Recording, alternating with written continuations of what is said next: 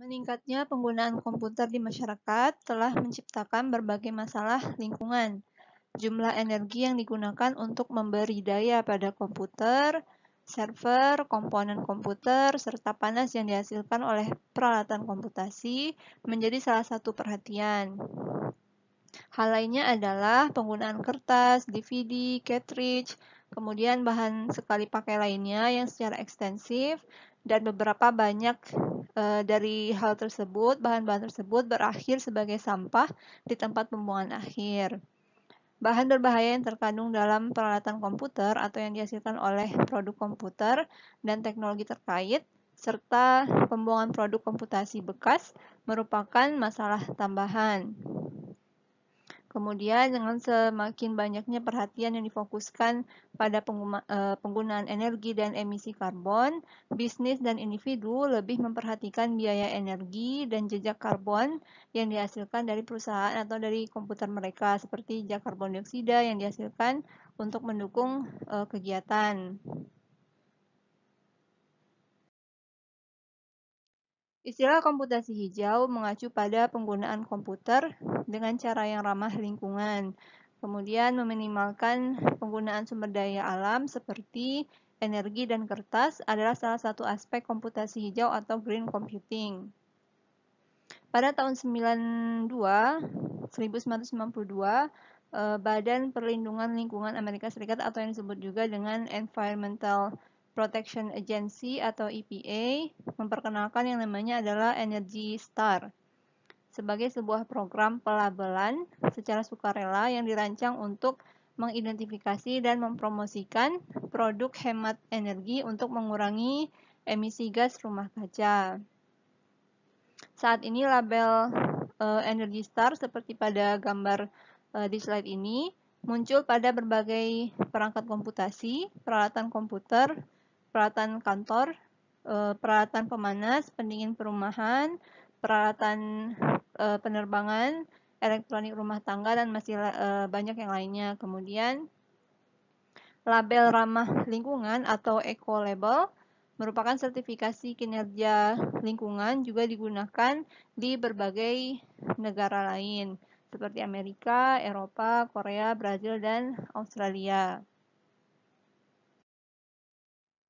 Dengan tingginya biaya listrik saat ini, konsumsi daya dan pembangkit panas oleh komputer menjadi perhatian utama pada bisnis. Komputer lebih cepat dan lebih kuat saat ini cenderung menggunakan lebih banyak energi dan bekerja lebih panas daripada komputer di tahun-tahun yang lalu. Sehingga biaya pendinginan akan menjadi lebih besar. Server khususnya akan menghisap atau memerlukan daya yang sangat banyak, menggunakan sekitar 60% daya maksimumnya bahkan saat tidak melakukan apapun. Sehingga mengkonsolidasikan server seperti dengan menggunakan virtualisasi adalah taktik hemat energi yang umum digunakan oleh bisnis saat ini. Strategi lain termasuk mematikan komputer pada saat tidak digunakan, menggunakan virtualisasi desktop, dan memanfaatkan komputasi awan atau cloud. Komputasi ramah lingkungan dapat memiliki keuntungan finansial yang luar biasa. Menanggapi peningkatan penekanan pada komputasi hijau pada saat ini, produsen perangkat keras bekerja untuk mengembangkan komputer pribadi, server, mikroprosesor, sistem penyimpanan, layar, kemudian motherboard, serta komponen komputer lainnya yang lebih hemat energi. Selain perangkat keras yang lebih hemat energi, kemungkinan lain untuk komputasi yang lebih ramah lingkungan saat ini sedang dikembangkan seperti sumber daya alternatif untuk komputer dan perangkat seluler. Misalnya, tenaga surya adalah alternatif yang berkembang untuk menyalakan perangkat elektronik termasuk komputer portable dan telepon genggam atau telepon pintar. Dengan tenaga surya, panel surya mengubah sinar matahari menjadi listrik arus searah atau DC yang kemudian disimpan di baterai eksternal dan langsung di baterai perangkat yang terhubung. Selain menjadi lebih hemat energi, komputer saat ini sedang dibuat untuk bekerja lebih tenang dan lebih dingin, dan mereka menggunakan perangkat keras dan kemasan yang lebih dapat didaur ulang. Banyak produsen komputer juga mengurangi jumlah bahan kimia beracun yang digunakan di komputer pribadi. Masalah lingkungan lainnya adalah jumlah sampah dan terkadang sampah beracun yang dihasilkan oleh penggunaan komputer. Salah satu perhatiannya adalah limbah kertas.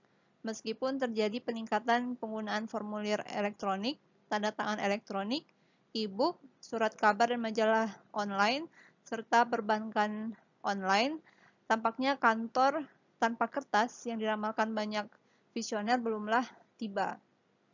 Sebaliknya, penelitian menunjukkan bahwa penggunaan kertas global masih meningkat setidaknya 40% dari semua kayu yang dipanen di dunia ini berakhir sebagai kertas.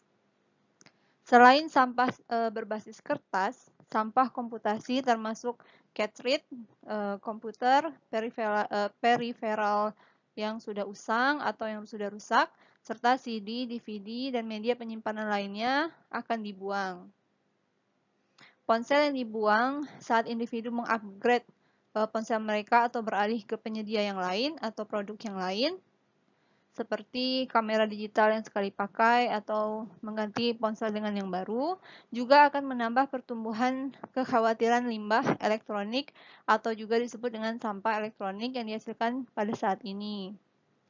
Yang memperparah masalah jumlah limbah elektronik yang dihasilkan pada saat ini adalah bahwa fakta komputer, ponsel, dan perangkat keras terkait mengandung berbagai bahan beracun dan berbahaya. Misalnya, satu komputer desktop dapat berisi sekitar 700 elemen dan senyawa kimia yang berbeda. Banyak di antaranya seperti arsenik, timbal, merkuri, kadmium, yang berbahaya dan mahal untuk dibuang dengan cara yang benar. Perhatian global tentang limbah elektronik adalah tempat semuanya akhirnya berakhir. Sebagian besar berakhir di tempat pembuangan sampah kota yang tidak dirancang untuk limbah beracun. Dan yang lebih buruk lagi, mayoritas dari semua peralatan komputer yang dikirim ke pendaur ulang di negara maju, setidaknya 80% menurut sebagian besar perkiraan, akhirnya akan diekspor ke negara berkembang seperti China, India, dan Nigeria dengan standar lingkungan, undang-undang, atau penegakan hukum yang lebih longgar.